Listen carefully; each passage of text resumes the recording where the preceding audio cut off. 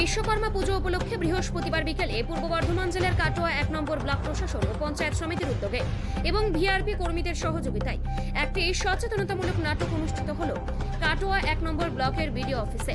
নাটকের নাম রাখা হয়েছে অঙ্গীকার সুস্থ সমাজ।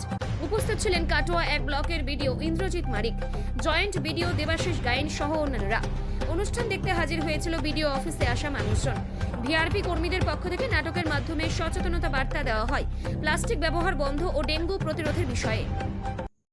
বলছি, আজকে প্রোগ্রামটা কি জন্য করা হলো?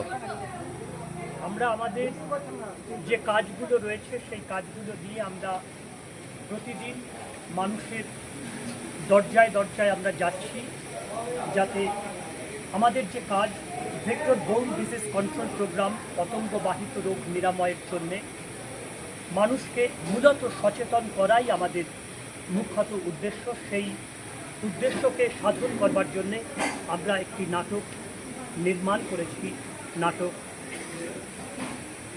অঙ্গীকার সুস্থ সমাজ। এবং সেই সাথে আমরা প্লাস্টিক উপজীব্য করেছি, যাতে প্লাস্টিক মানুষ যত্রতত্র ছড়িয়ে ছিটিয়ে না ফেলে, কারণ এই মুহূর্তে দাঁড়িয়ে সভ্যতার চরমতম একটা শত্রু কিন্তু প্লাস্টিক।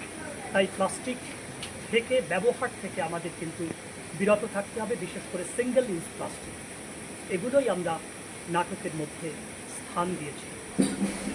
আচ্ছা, আপনার নাম ও পরিচয়? আপনার পরিচয়?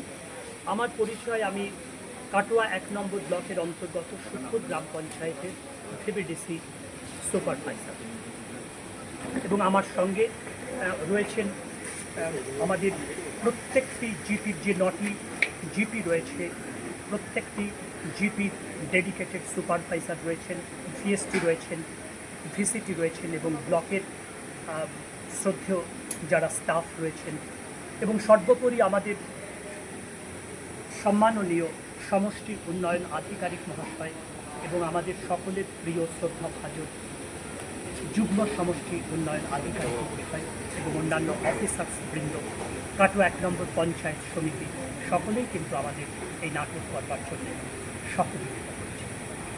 সকলকে নমস্কার। আরে কয়েকদিন দেখছি না তোমাকে, দেখাই পাচ্ছি না। জমিতে কি লাগিয়েছো এবার? তাও ভালো করেছো।